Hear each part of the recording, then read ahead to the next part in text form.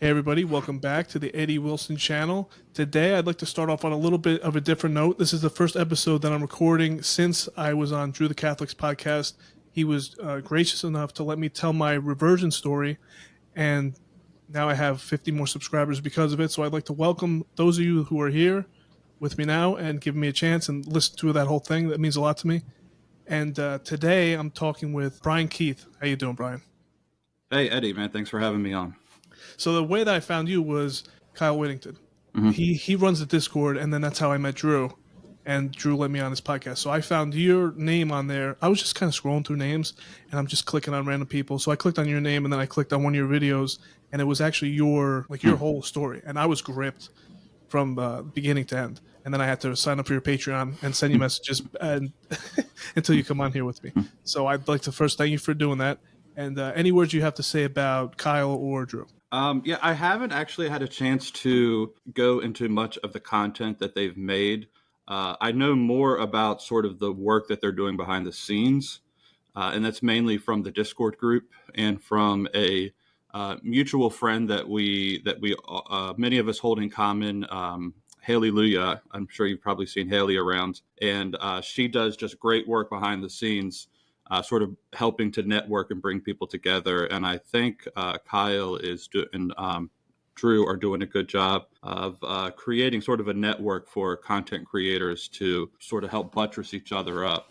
And I don't know much about the conference that they've put together, but I know that they're putting together, I think, their second conference. Yeah, second one. And there seems to be quite a little bit of excitement around that. But yeah, I haven't, unfortunately, had a chance to consume much of the actual content that they're making. Well, I'm glad that I found you because I listen to a lot of reversion stories now that I've been back. And I really can't get enough of them because every story that you hear is like a snowflake. It's a unique kind of where they were in their life when they made the conversion or the reversion, what exactly tipped them over, because there's so many different things that could have tipped you over, like life experience tipped you over, or maybe certain reading, or maybe there's a certain person in your life. And yours really stood out to me. I mean, I've listened to hundreds of them now, and I'm really excited to share this with people that maybe haven't heard of you. So what is your channel that you do all your videos? Yeah, so my channel's called City of the Immaculata. I named it, I guess it was a little bit maybe presumptuous of me to assume that I could name a channel after the work of so great a saint. St. Maximilian Kolbe had a community of Franciscan friars that he formed dedicated to evangelization, specifically through the work of Our Lady. And it's in Polish, it would be called Nieokapelanów, which translates to City of the Immaculata.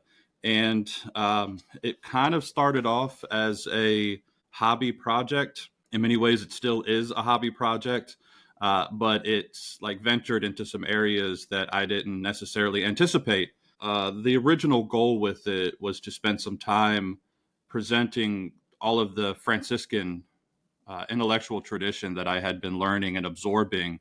And when you turn onto YouTube and you start looking around the Catholic sphere, I've got enough of a pulse on the community to kind of see where most of the attention is laid. And I was like, well, there's a real lack of resources for people that may be interested in this side of the faith, because there is some unique things about the Franciscan intellectual tradition that you may not find in a more strictly Thomistic, that being the work of St. Thomas Aquinas, which is much more common to find within at least the intellectual tradition of the Catholic Church. So yeah, that's my channel, City of the Immaculata.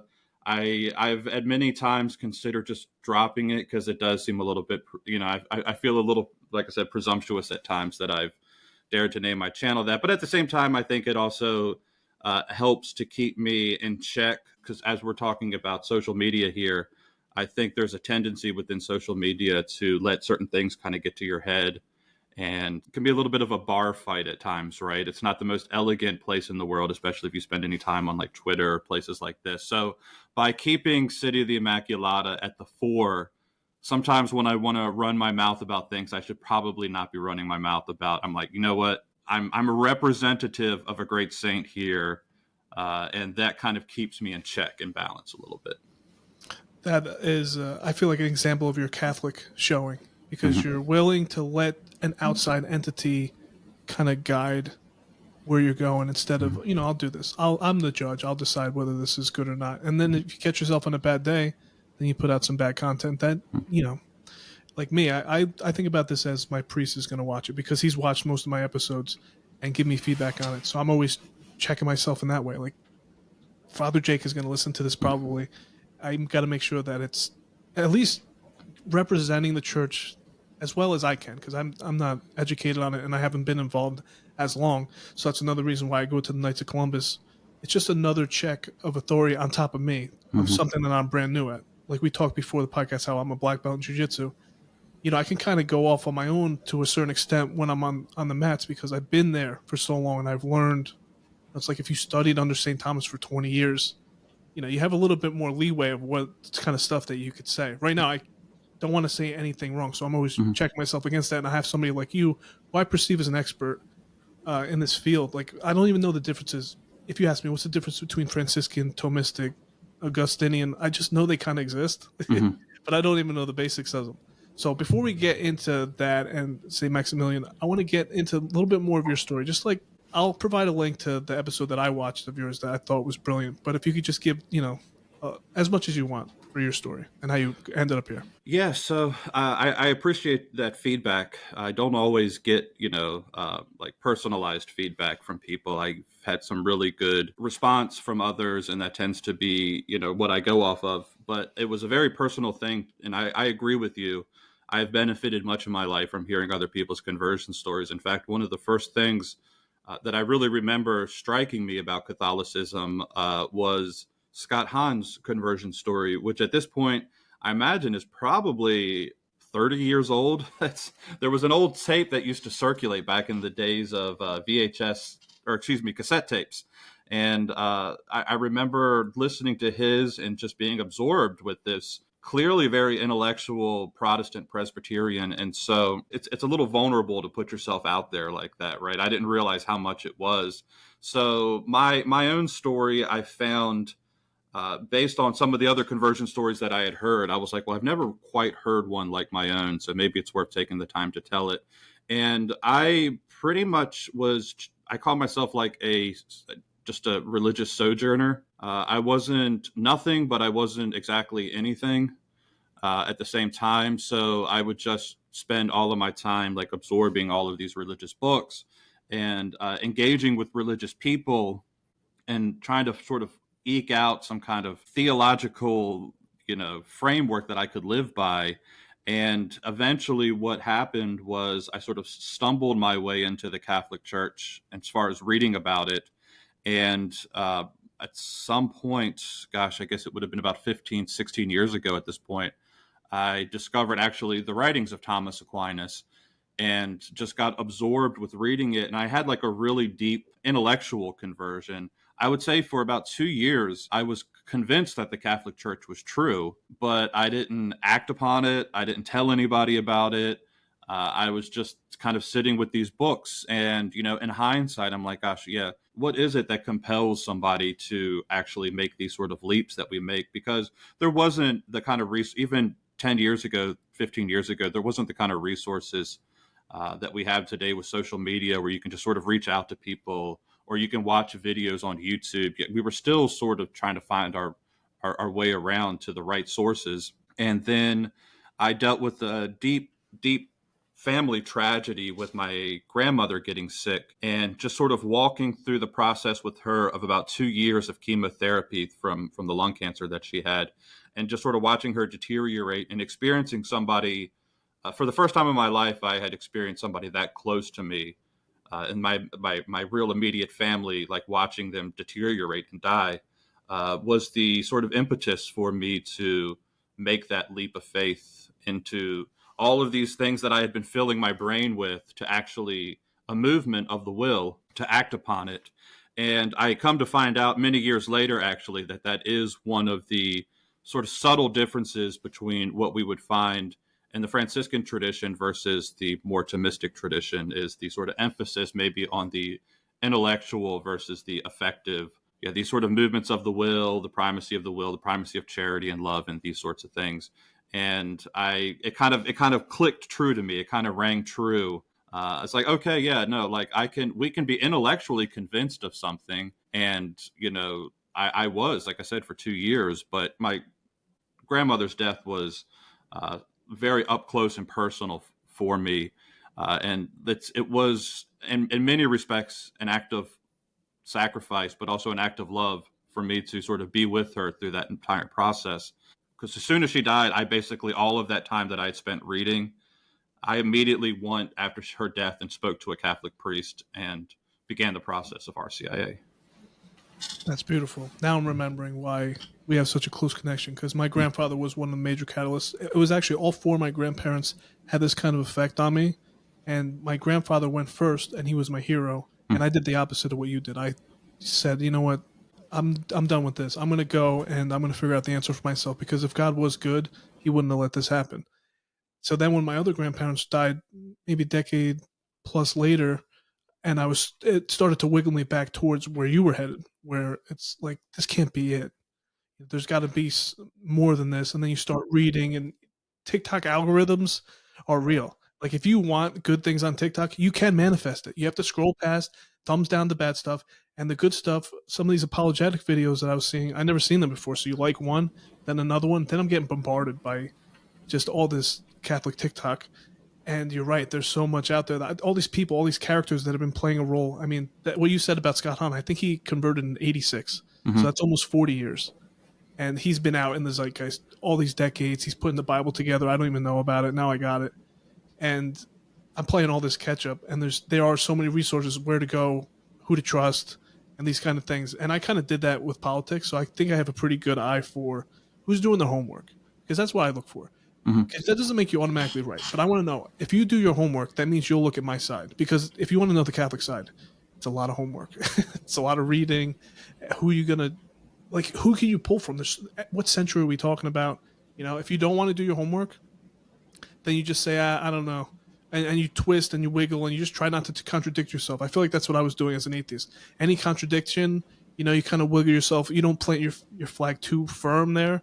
And I feel like that's what agnosticism is. It's just, you'll never get caught, because you're never going to stand too still. You're always going to be moving. And that's what the shifting sand is. And that's what the Bible says. Do the opposite of that. You need a strong foundation. So that was just a rant. If anywhere you want to go with that. Yeah, one of the things that the priest, when I finally sat down and started talking to a priest, I basically like regurgitated 2 years worth of all this information that I'd been absorbing. I kept trying to like challenge him a little bit, and he always had answers. But at one point he was like, Brian, you've got a lot of really good questions, and there's always more to be known. There's always more to be studied. But he said something that really kind of has always stuck with me. He said, when it comes to something like the Catholic Church, there's really only one question that you need to have answered. And he said, that is, do you believe the Catholic Church is who she says she is? And it's like, if you can answer yes to that, then you need to go ahead and begin the process of RCIA, because it's very clear, that with the Catholic Church, there's like certain exceptions made where, invincible ignorance and these type of things. But it's very clear that if you know that the Catholic Church is true and yet you still willfully refuse to join, then you've got a problem, right? And I sat on that for a little while, and I was like, he's absolutely correct. Let me go ahead and start this process of coming into the church, because I actually do. I've been convinced for some time that the Catholic Church was true, and had really just needed something, apparently like the death of a loved one, to sort of kick me into gear. What role did your grandmother's faith play in your conversion? Nobody in my family was particularly religious. With my conversion story, kind of the main point of it was there was a very tragic fire in my family when I was very young that I was involved in. And, my grandmother, I want to say they had been like nominally Baptist for a few years. And I think that just kind of fell away. And then once the fire happened and they lost their son, my uncle, and they lost their my grandfather's mother in the fire as well. My grandfather in particular, he was somewhat combative towards God. Not so much that he didn't believe in God, but I remember having, as a very young boy, having conversations with him because, as a child, you kind of want to believe in something. And my grandfather was just a salt of the earth kind of guy. So I came to him with these like questions that I had about God and religion. And he could be quite stark for my young mind. And I sat with and I still to this day, I think there's legitimate answers to the problem of evil, but when it's a lived experience for someone, right? I have a son, and the reality of losing that son just unimaginable to me, right? And I can't say on the other side of that what my relationship with God would be like. I want to say I know what it would be like. I want to say I would have the faith to preserve to the end, but it was a very deep, and especially since my grandparents, I don't think that they were that deep into the Baptist church to begin with. So my grandmother's got one of her sisters who is actually, she's still alive. She's quite up there in the age now, but very, very devout Baptist. And I know that they had I wasn't privy to the conversations, but I know that this sister had conversations in private when my grandmother was sick about the sort of reality of the afterlife, and I think there was some like touching moments there for my grandmother because on the other side of that, she was much more content with the terminal aspect of her illness. So That's interesting. My story is a little different because it wasn't intellectual in a way that I found St. Thomas and I'm like, this is amazing. It was more it was like a last resort. Like I need this Bible to be true to justify what I'm about to do. Like make a big decision, and I used the Bible as a backstop. And once I did that, then I was like, all right, well, who's the best? Not Catholic. It was just Christian. Who's the best Christian I know? Because I didn't believe in Catholic. I was still mad at the priests for all this, bad stuff, bad publicity. But I didn't really know. I never really looked into it. But the culture kind of raised me in a way, and they were not friendly towards Catholic. So once I put my faith in Jesus first, then people would push back on me like, which church though? Catholic? No. Once they gave me that pushback, I was like, well, my grandfather was Catholic and he was the best man I knew, so he can't be wrong. Let's see. I'm going to take his side. And then that's when I first opened up the catechism, and that was it. That was all she wrote. Catechism plus St. Ignatius. That was it. I didn't need any more than that. Once he said the Catholic Church, you can't find it without the bishop. I mean, that doesn't get cut and dry. I was getting upset with people when I first started. You know how you get. Because once you realize that it's true, like for me, it's for sure true. You want to convince other people because it seems so simple. Because it wasn't just that. It's not just read the catechism, read St. Ignatius, you become a Catholic. That's how it was for me based on what I had seen, the person that I'd seen. So yours was, you were reading, right? You did a lot more study, education. You didn't know like the best Catholic up front. Like I knew somebody that I see as a saint live a whole life, and I'm copying him except for the Catholic part. And you're reading into it, and then you have to go and kind of trust these strangers that you never met. Like, who was the first great Catholic that you met? Yeah, gosh, it was a bit of an eye opener for many of us converts when we are reading about the Catholic faith and then we actually start entering into Catholic churches. But I will say I was very, very fortunate and blessed. I went to a parish that had been in my neighborhood, growing up. And it was, I guess it would have been around 2000, 2001. I had a priest reassigned to this parish, and he ended up staying there for 12 or 13 years. His name is Father James Kaufman, and he's deceased now. May he rest in peace. But he was one of these priests who was very, very just charismatic, and not charismatic in the hands in the air, but just a charismatic personality. Brilliant man, spoke like 6 or 7 languages fluently. And, he was the right priest for me to be inquiring about the faith, right? Where I could have gone some other directions. And, like I said, I was intellectually convinced. Regardless, I probably could have ended up at the notorious clown mass or whatever, the infamous clown mass, though I'm not for sure they even really exist. But let's just say if I had ended up in the worst kind of parish, I still would have probably become Catholic just because of all of the stuff. I had did my homework at that point. But he was a fantastic person for me. He had a lot of the intellectual answers that I'm looking for, but he was also just very pastorally aware of how to handle people sort of showing up off the streets into his parish. As well, he introduced me. He had turned this parish around. This parish was when he took it over, it was, I think, like financially insolvent. There was not many parishioners left that were like below the age of 65. And when he took it over, he told me that he was doing more last rites than baptisms. And by the 10-year mark, by the decade mark, he had flipped that. There was more baptisms than last rites, because he came in, he wasn't a traditional Latin mass guy, but his interpretation, if you will, of the New Order Mass, of the Roman Mass, was unlike anything I had ever experienced. It was such a that was a huge part of my conversion process. Actually, was to enter into this beautiful liturgy that was just so different than anything else I had ever experienced. So he was integral to that. But then he had also hired a new director of religious education, who was a Thomas Aquinas College graduate, as well as a Ave Maria graduate from down in Florida.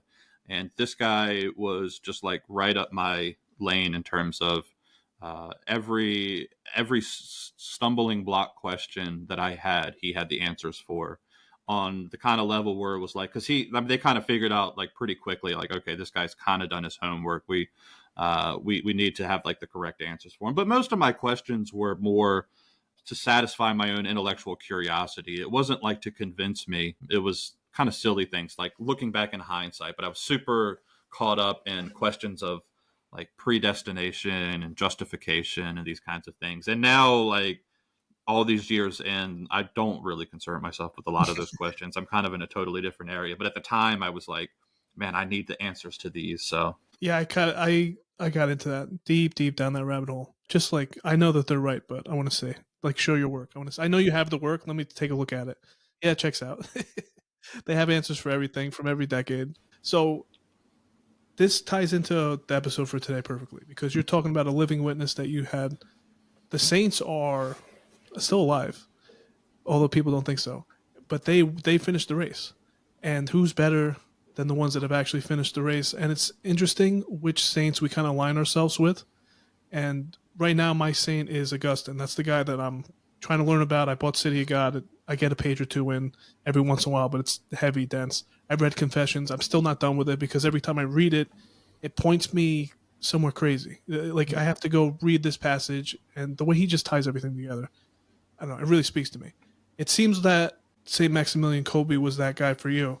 And I want to start off every episode. I do a passage that I think is relevant to the episode. So this is the passage that I picked out. It's John chapter 15, verses 12 to 13. This is my commandment, that you love one another as I have loved you. Greater love has no man than this, that a man lay down his life for his friends. So the reason I picked this passage is because this is a living faith. This is living it to the highest order, is to lay it down for somebody else, for other. That goes counterintuitive to all our survival instincts. So what do you think about this passage and how it relates to St. Kolbe? yeah, so with Maximilian Kolbe, I guess for people that may not be familiar with who he is, would it be, I guess, appropriate maybe to Yeah, introduce him a little bit? sure. So he was born in Poland in 1894. At the time, the region of Poland that he was born into was still a part of Russia. Poland, in particular, was sandwiched between certain national conflicts that were taking place with the emergence of Germany, the German state, and then the Russian nationalism.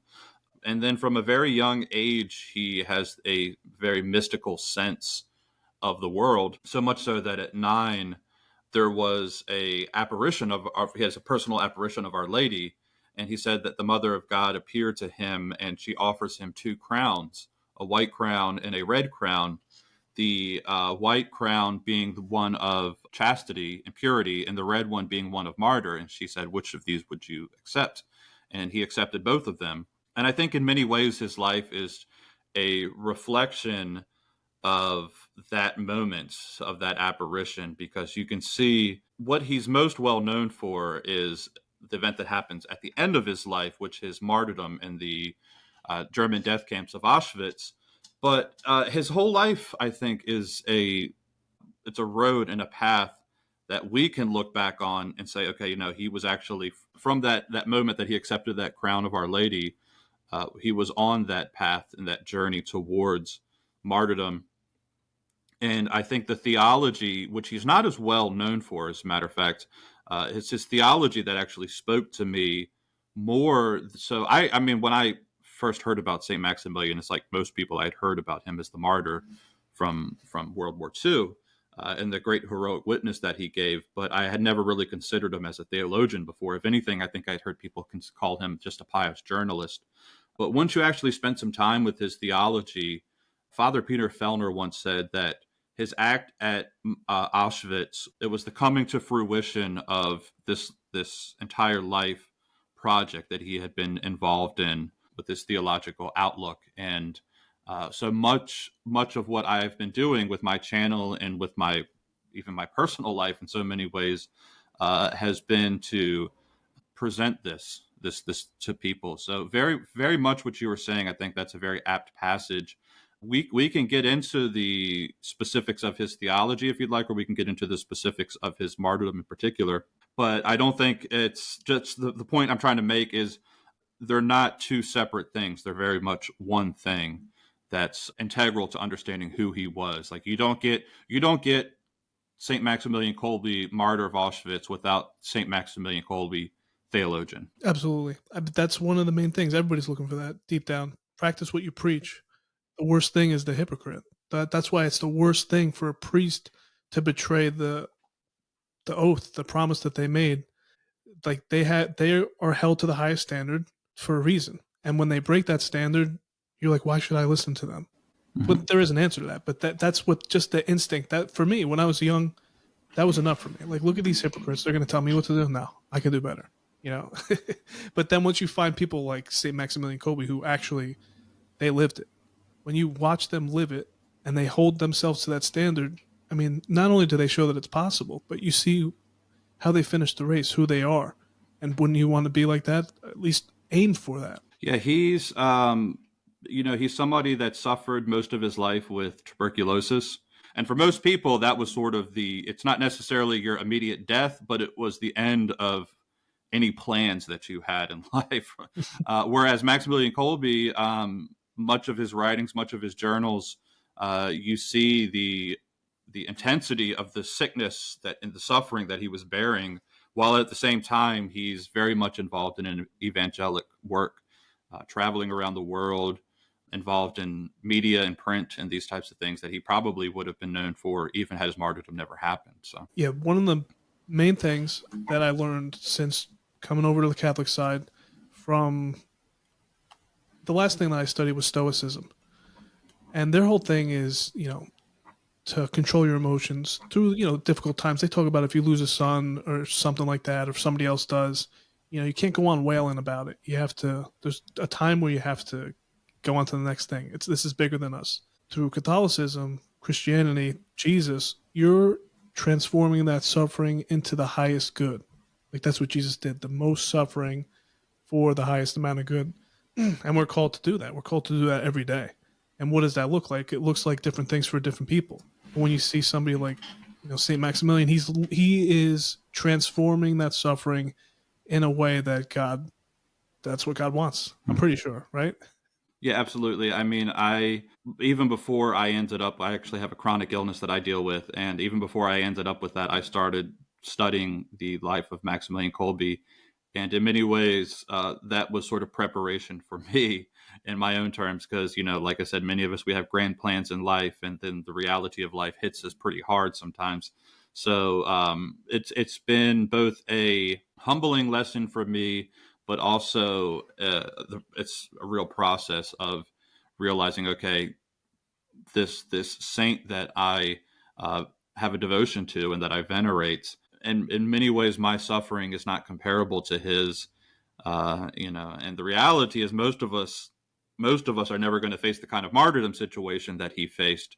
So it gives context for me when I'm kind of, like, woe is me, feeling sorry for myself for how things turned out. At the same time, there was never a point in his life where any of these things stopped him from the goal that he had set out for from that original apparition. So what made you go deeper into him? So you heard the highlights about him. What was the doctrine or his theology that really spoke to you? So he's Maximilian Kolbe was he's alive at a really interesting time. He's a young man in the 19 teens, and he was a very well trained theologian. Many people don't realize this, but he had studied at the Seraphicum. He had a doctorate in philosophy, had a doctorate in theology. So very, very intelligent man. And I kind of came through to Kolbe in a roundabout way through my study of another wonderful Franciscan who's passed away now, but his name is Father Peter Fellner. And Fellner has this way of in his own theological writings of integrating certain thinkers where certain people will say, oh, well, when you're reading Kolbe, you're reading like a real break from the Franciscan tradition. That's why we don't look at Kolbe's theology.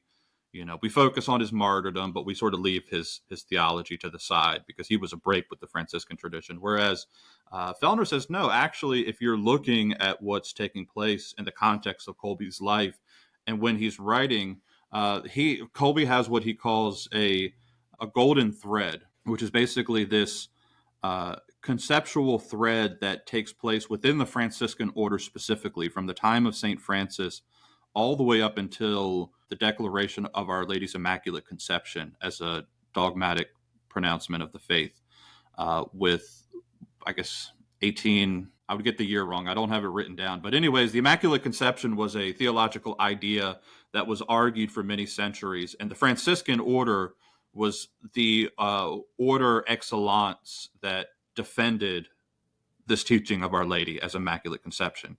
And so within the Franciscan tradition, they look at theology, and this is kind of touches upon some things that you were just saying a minute ago, but they look at theology in a threefold way. The first way of looking at theology is what they call the symbolic theology, which is basically what the kind of things that Catholics do, right? So the symbolic theology is like the Nicene Creed, which we recite at Mass, right? Which we recite at the liturgy. It's the liturgy itself. It's partaking of the sacraments. It's the sort of foundational things that even symbolic theology, you don't necessarily walk around and think of your average lay Catholic who you may run into who doesn't necessarily spend time reading books as a theologian. But in this Franciscan way of viewing theology, that actually is a form of doing theology, to partake of the sacraments, to partake in the Mass, to recite and believe in the creed. So that's the symbolic theology. Then there's what's called the academic or the proper theology, which is the kind of stuff that we tend to think about, right? That's what the people go to the university and get degrees for, right? The ones that have bookshelves and they're very heady, kind of, they argue about ideas and things. And then there's the third way, which is contemplative theology, and this is the theology of the saints. So you could even have an illiterate saint. I want to say, I think at least early in her life, Saint Bernadette, who was the young peasant girl that had received the apparition of Our Lady of Lourdes. She was an illiterate young girl, but she comes back from her experience at Lourdes with this very deeply significant theological statement, which is Our Lady tells her, I am the Immaculate Conception. And this is a contemplative form of theology, right?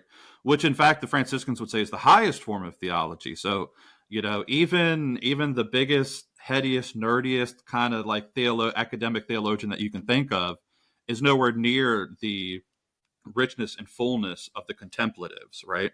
The exemplar for Franciscans is, of course, St. Francis of Assisi himself. Even though you don't necessarily turn to St. Francis for a lot of writings, in fact, there's very little writings that we actually have of St. Francis. He was, in fact, the exemplar of what it is to live out, in many ways, the gospel life, which the faith is a lived faith. So he is a theologian in that sense. As well, the Franciscans teach that the faith is a practical thing. And our theology is actually practical. Our theology, and this is where, going back to my own story, it's not about filling our head with a bunch of information. The faith is actually supposed to be transformative. And St. Bonaventure would say that the purpose of the faith is to be made good, is to become good, and principally to become good.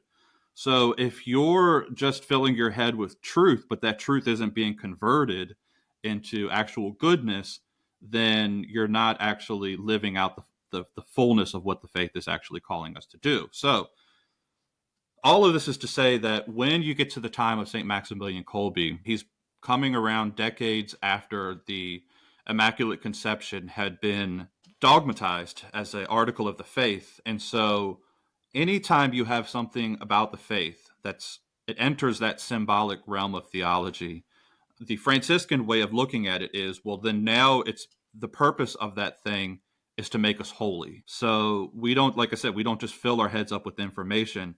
We need to have the things that we teach that are true be transformative. So Maximilian Kolbe is looking back and he's saying, okay, we know now we're no longer just arguing for the Immaculate Conception. As a Catholic, you have to believe this is a truth of the faith. So it's an article of the faith. So now the question is, how do we use the Immaculate Conception to make us holy? And that becomes for him the impetus for forming what he calls the Militia of the Immaculata, which is this idea that, through an act of consecration to Our Lady, we are uniting ourselves in a what he would call a quasi form of incarnation, though that's a controversial statement. It has to be properly understood. I kind of caused some trouble on Twitter one time by bringing this up. But recently I had a really great discussion with two very brilliant men, Charles Anthony and Dr. Jared Goff, who are like experts in the Maximilian Kolbe's theology. And so if you guys are interested, just find that video. It's be way too much for us to get into here. But the idea is that we are so united to Our Lady, who herself, because this is an insight from Maximilian Kolbe. He says, Our Lady at Lourdes doesn't tell St. Bernadette, I was immaculately conceived, which would be like an action. What she says, rather, is I am the Immaculate Conception.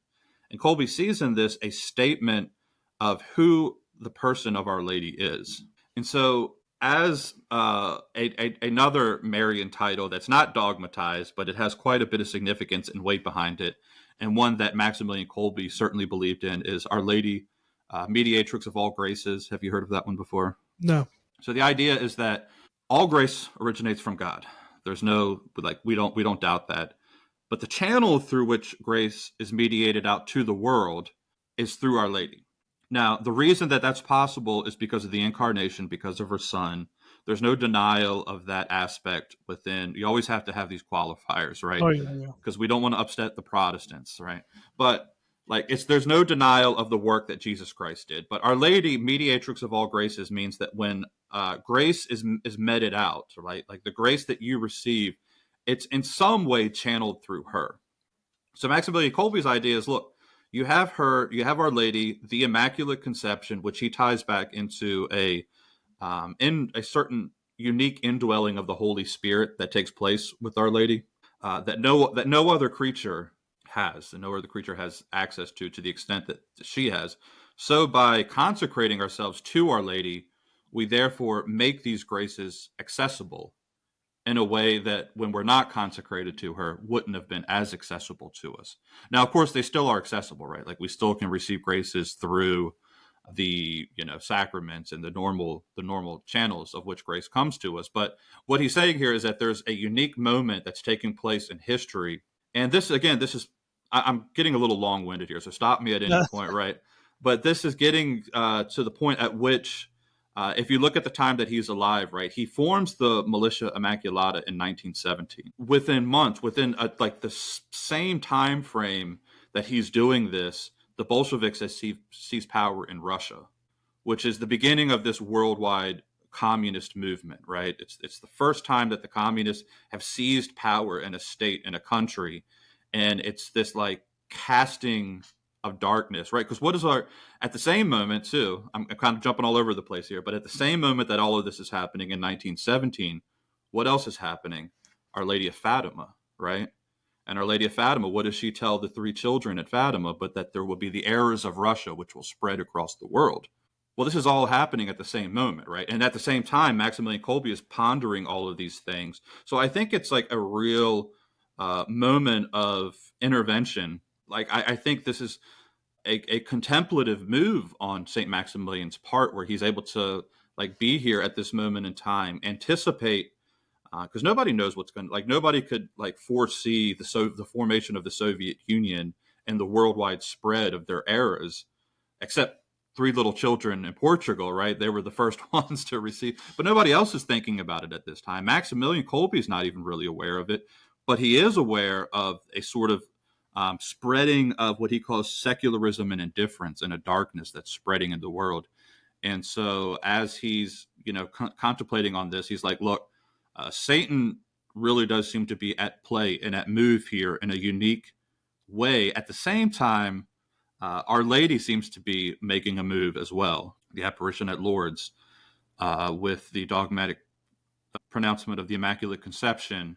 There's something. Maximilian Kolbe anticipates that something is happening here. So he comes up with the Militia of the Immaculata, the Knights of the Immaculata, which is a consecration that one can take to unite oneself. Basically, if you think about it, militia, there's a very like militaristic sense in which he's thinking about this, because he's anticipating that there's going to be a worldwide clash between religion and secularism. And I think in many ways the modern world has played out in that direction. So would you say that's one of the main things that drew you into him? Is somebody that's calling the spiritual war to the front, to the consciousness, and like we have to deal with this. We can't just put this off, because the secular world, that's exactly what they want. Like they laugh at you if you say that evil exists, even, in the form of a devil. That just shuts off the conversation. It's evolved into that now, where you can easily just laugh at somebody for calling out spiritual, like there's a spiritual realm, and just scoff at it. Meanwhile, all the stuff we read from the early church, everybody believed in God mostly. There was very few people not in positions of power that had this kind of secular outlook. So I think for sure that's one of the things that drew me back into it, was seeing evil. Like if the devil exists, then logically God has to exist. I don't think there's just the devil. I think there's both or there's none. For a long time I thought there wasn't either. And I think that's the trick and the trap that secularism, even back from then, that's what it's kind of morphed into. Even though that war's over, there's these different wars and it's all connected, this one spiritual war. So is that one of the things that drew you to St. Kolbe, or was there something else besides that part? No, that was the primary thing, because I had drank from the secular well, and I still say to this day, there's still a lot of damage that's done to me, that I'm kind of like, I think even before we started this, you had mentioned we kind of have to like deconstruct our secular pasts. Many of us do, right? Because for a lot of us, our parents, our grandparents have sort of shed the religiosity of their ancestors.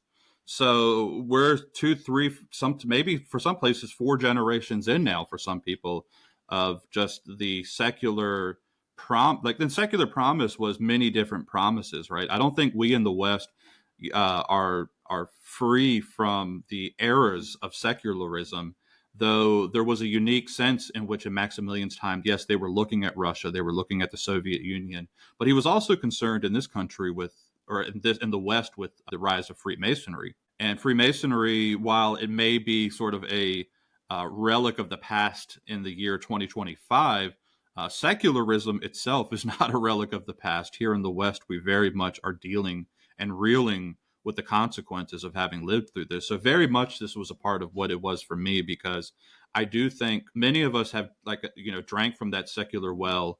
We were promised all of these rewards, and on the tail end of it, it's left most of us high and dry.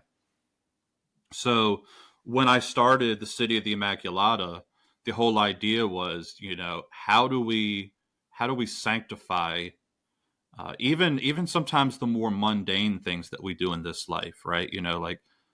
I don't necessarily see everything I do as being for the building up of the kingdom, but in many ways, because this has only been about a 4 or 5 year experience for me of really coming to love the Franciscan tradition, and and really coming to love the stuff of what Maximilian Kolbe was doing. But in many ways, I feel like he is a representative of what it looks like to sanctify one's life to such an extent that when it came to that moment in Auschwitz, right, he was well poised to step out of that crowd as he did and offer himself up.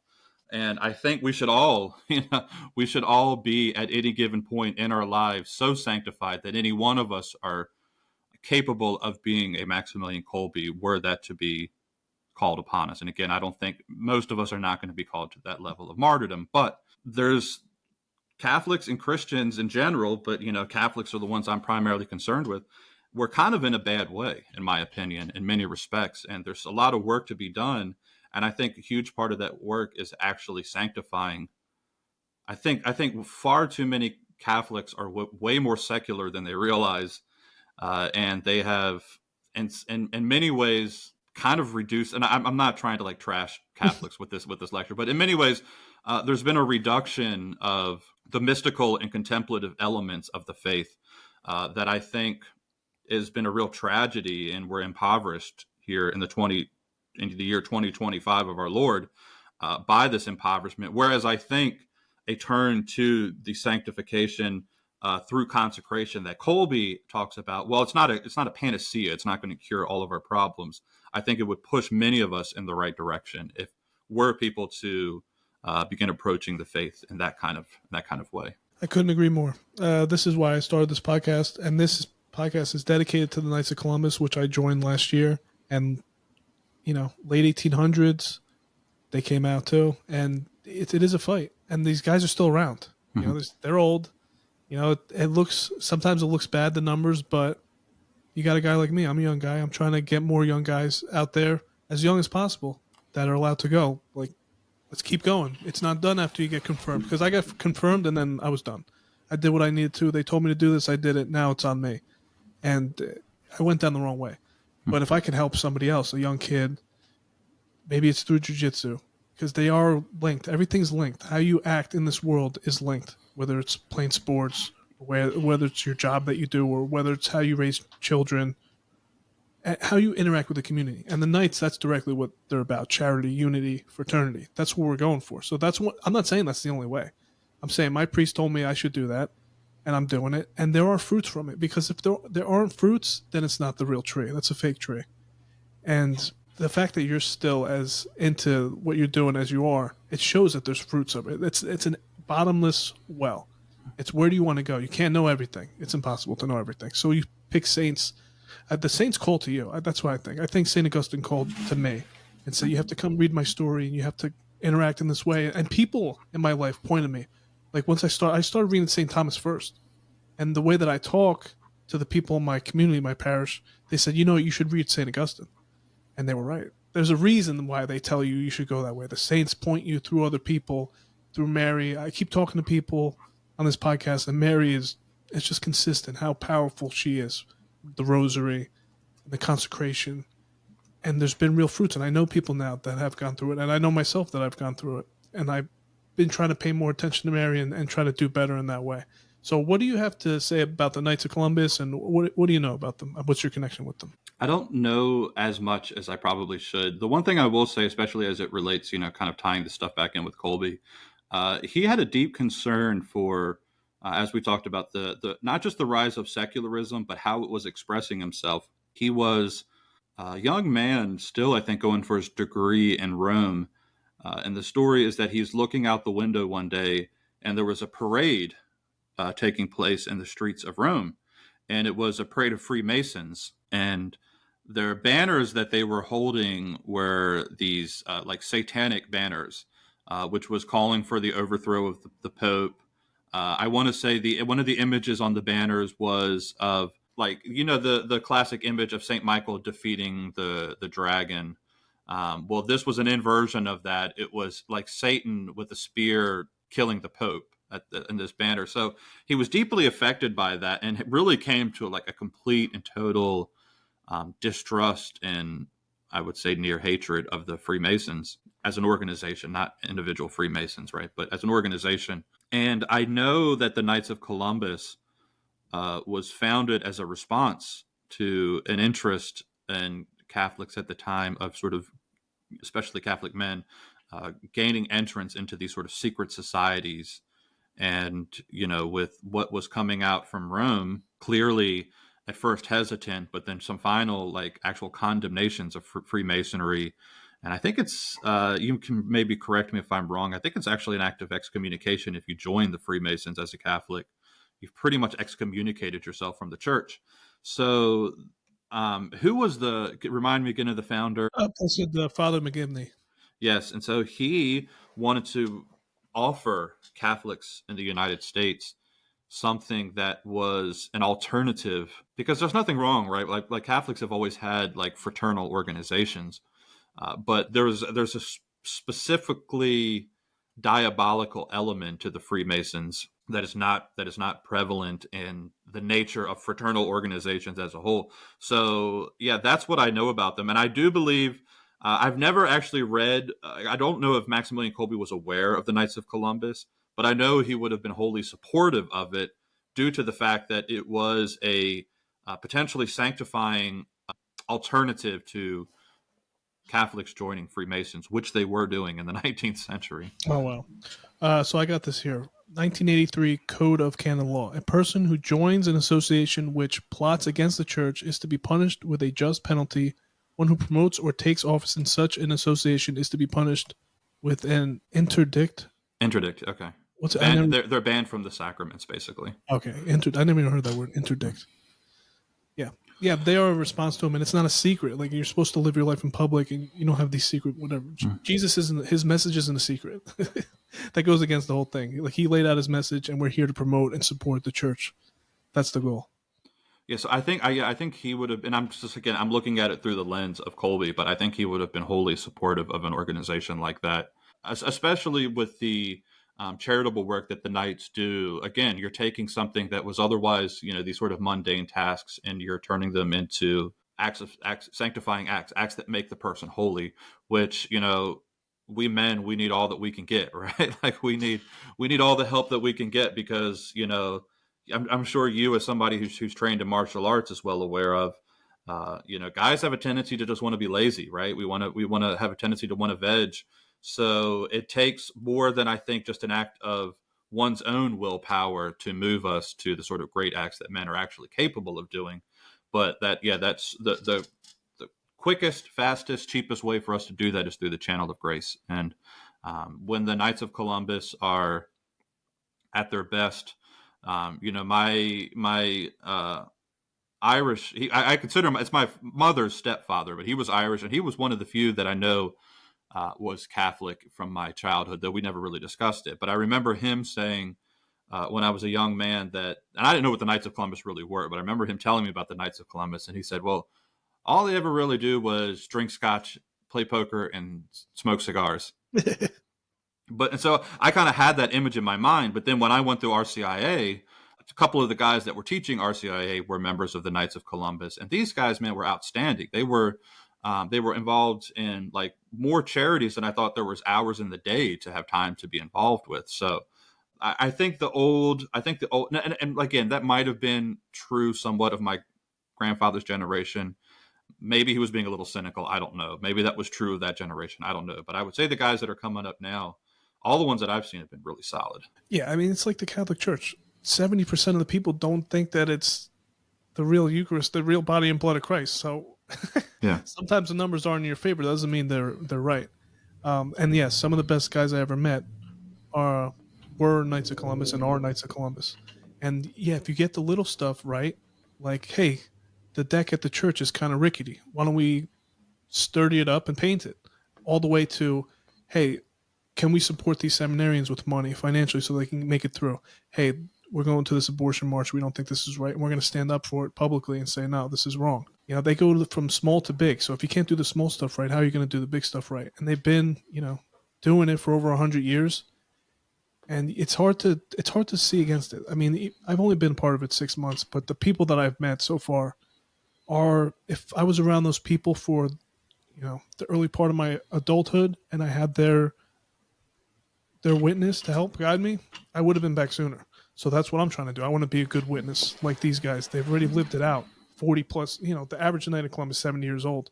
So they got a lot of years ahead of me. And there's a lot that you can learn from people that are still alive. They don't have to be dead saints to learn from them. Like people that up close, and that, like, I always love mentors. That's what jiu-jitsu, I wouldn't be a black belt without thousands of people's help. from people that are white belts who are worse than me, people that are way, way better than me. I've worked out with world champions that have been at the highest level and the lowest level. And same thing with Catholics. Yes, there's somebody that doesn't need to know every word of it.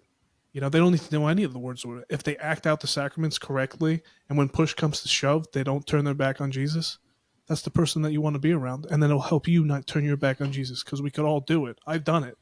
It's embarrassing. It's shameful. It's one of the worst decisions. It is the worst decision I ever made, is to turn my back on him.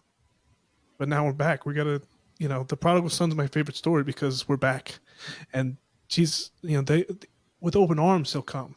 You won't even get to the door, and he's already accepted you back. So now it's time to pay it forward.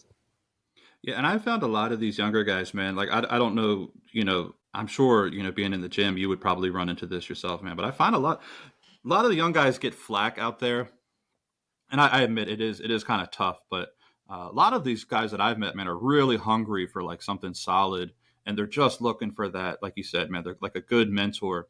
That was a life-changing. It was actually a martial arts coach for me. Life-changing experience for me to have that kind of mentorship. And I do think that that's a real problem that we're facing, because even, I wish them a quick demise, but, even the Freemasons numbers are not good. Like these sort of fraternal organizations that like men have relied upon to sort of buttress each other up, like one by one, they're starting to collapse all over the place. And I'm a little concerned about that for like men in general. So at the Knights of Columbus, man, if you guys can like hold the fort, right, and hold the base, and offer something for these younger guys, because I think that is a huge part, man. Like I was involved in building science for many years, and there was a huge problem with the older guys not passing on. Like they talk now, like in the construction business, how there's a real gap between like the guys that are retiring out and nobody's coming in. And I was like, look, man, you guys weren't teaching the young guys, right? You kind of like kept the poker cards close to your chest, man, and never shared anything. And a lot of these younger guys, man, they're just kind of moving on to other stuff now. So there's so many different areas where I think that young men need that kind of mentorship and that guidance that they could get from a solid group of guys like the Knights of Columbus. You got to have the guys enroll. Right, the guys got to be willing. The young guys got to be willing to roll, but then the older guys got to be willing to step up to the plate and be that good mentor. So I agree with you. It's not just in Knights of Columbus, not just the church. It's in all the different trades that take experiential skill. There's certain things like I'm a firefighter. You can't learn firefighting if you don't actually fight fire. Like that's part of it. You could read all the books and the mentors could tell you all the stories, their war stories, until you're in front of the building and it's on fire and it's you that's in charge. It doesn't count. And that's kind of what Catholicism is too. You're not really practicing Catholic unless you're going to the church. That's one of the things I learned early when I started arguing with people, that these Protestants that say, yeah, the church is everywhere. I go to church all the time in their mind. And that's one of the things I've seen up close in other aspects of my life where that's not true. Like jiu-jitsu will not let you can't live that out, because we're going to roll. As soon as we roll, I'll know if you did your homework or not. And that's one of the things I like best about it. And same thing with Catholicism. We know if we're practicing Catholics or not, based on the way we talk to each other. Do you have the creed memorized? Then you're not really practicing. I didn't have it memorized for a long time because I wasn't really practicing. I was going through the motions Catholic for most of my life until I turned away from it. And that's why I turned away from it, because I was just going through the motions. So if we can not, and another thing with the different generations, we have a hard time communicating because stuff like this, the internet, phones, the access to information it's so easy now to get some kind of information. Doesn't mean it's right, but you're going to have it fast and you're going to have a lot of it. And we lost that kind of communication in this way where we have to get it back. We need to get the older generations to talk to the younger generations more. I think that's endless. It's throughout time, throughout history. It's always been, you're just old, whatever. That's how they used to do it. Now this is how we do it. And it's always been this battle. And maybe we're losing it a little more now than we used to. But I think this is one of the ways where we can connect. I think podcasting is just the best thing ever. It's just a one-to-one. Like I can directly shoot my thoughts into your brain. Now, whether you like them or not, that's up to you. But that's the game that we're trying to play. And we're trying to do what we think are the best thoughts. I think it's the catechism in the Bible.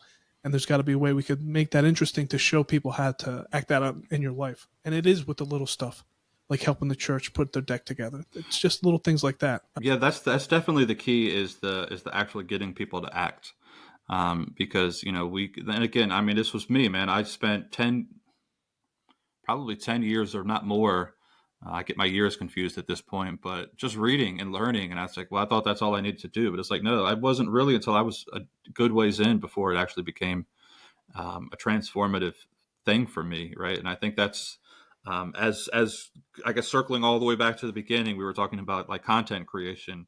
The best things I think that any of us could do as far as content creation goes is to make saints, right? And if we can make saints of people, man, then we're doing our jobs. If we're just filling people full of information, then we're not doing it, man. Right? We need to make saints, and I think that's what counts. Exactly right. Okay, so we're gonna close this up. Any last things that you want to leave for the listener, if they can just know one thing about Kolbe to take away from this episode?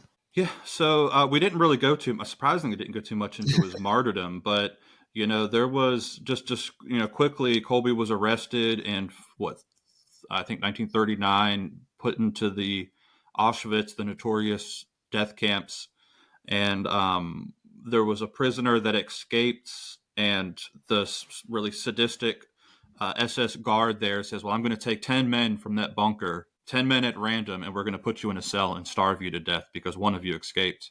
And when he's calling names out at random, he picks this one guy, this poor guy. You could just imagine, man. This guy breaks down. He's like, "Look, I got a wife, I got a kids." He's like in tears. And then out of that crowd, Maximilian Kolbe steps out and says, "I'll take his place." And the commander says, "Well, who are you?" And he said, "I'm a Catholic priest." And I think that those are words, especially if you have any priests watching, right? Those are words that like resonate down to our own day. But Maximilian Kolbe, man, he'd never met that guy before in his life. It's just a random guy, right? A guy you pass out on pass on the streets. Would you lay your life down for some? I mean, the guy could have been a complete and total jerk, right? You don't know. He steps forward and offers himself in place for this person without giving it a second thought. And again, that was not out of context to the rest of this man's life. And the thing about this Franciscan tradition that I absolutely love is that it is about making the faith a lived thing, so that were we to ever find ourselves, God forbid, in a situation like that, we would be the ones to step out of the crowd and take this person's place. And that happens. That doesn't happen on accident, right? That happens by the means that the church offers us through the ability for us to become holy through the grace of the sacraments. Yeah, it's beautiful. Yeah, of course, we only scratched the surface on who Saint Kolbe was. Is there a video or a series that you would recommend highest for somebody just starting out who wants to go deeper on him? Gosh, I guess if you want to do a real deep dive for Kolbe's theology now, there's a YouTube channel called the Franciscan Friars, and they did a presentation once on Father Peter Fellner's work called, it's a book that he wrote called The Theologian of Auschwitz. It's like a 14, 15 long series, like 2 hours each lecture that they do. So it's pretty long, it's pretty intense, but even if people just spend a little bit of time with some of that stuff, there's a lot of preliminary videos at the beginning. If you want the meat, it's sort of like in the middle. Now, don't get me wrong, right? The preliminary stuff is important, right? Because it sort of sets the foundation. But that's about as exhaustive as you can get on just a little bit more of like a practical level. Unfortunately, I don't follow as much of the content as I should out there. But the guy that presents the stuff, it's like who he is, the image of him is right in my mind, but I can't think of his name off the top of my head. But we could probably, if I find it, I'll send it into the description. You can leave it in the description. His stuff is much more introductory, and then a little bit more too into the holy witness of Maximilian as a martyr as well. So, yeah, sorry to put you on the spot there. No problem. Okay, anywhere you want to plug before I'm going to take us out with a prayer at the end? Just let people know where they can find you and what you got going on. Yeah, so I'm at City of the Immaculata. Most of my stuff right now is on YouTube. I'll be changing up a few things in the future, but we'll leave the anticipation of that for where it is for right now. And I've also got some works that I'm going to be looking to publish in the near future. But for now, you can just find me on YouTube. That's a pretty good place to find me. Perfect. And definitely go check him out because he said he's going to have me on for an episode, and that should be fun. We're going to be talking about jiu-jitsu and how it relates to the Catholic Church. It might just be a lot of jiu-jitsu talk. Yeah, I can't wait. Okay, so I'm going to say us out with a prayer here. In the name of the Father, Son, Holy Spirit, amen. Heavenly Father, we thank you for the life and witness of Saint Maximilian Kolbe, who showed us the depth of true love by laying down his life for another. Inspired by his devotion to the Immaculate Conception and his fearless evangelization, may we too embrace our mission with courage and humility. Teach us to love as Christ commanded, to give ourselves selflessly, and to use the gifts you have given us to spread your truth in a world in need of hope. Strengthen the men of the Church, especially the Knights of Columbus, to follow Kolbe's example in faith, fraternity, and sacrifice. May his intercession guide us always as we seek to serve you with undivided hearts. We ask this through Christ our Lord. Amen. Brian, I'd just like to thank you so much for coming on here with me, sharing your story, and teaching us a little bit about St. Maximilian Kolbe. Any final words you have? Thanks for having me on, man. I really appreciate it. Thank you.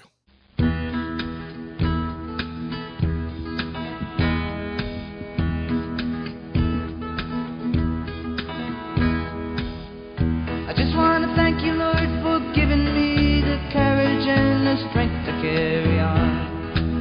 Don't you know my life has been a book for you? Reading all the chapters, making mistakes my whole life through. I just want to thank you, Lord, for forgiving me my iniquities of my own. Don't you know I hate it when I go astray? Don't want to hurt you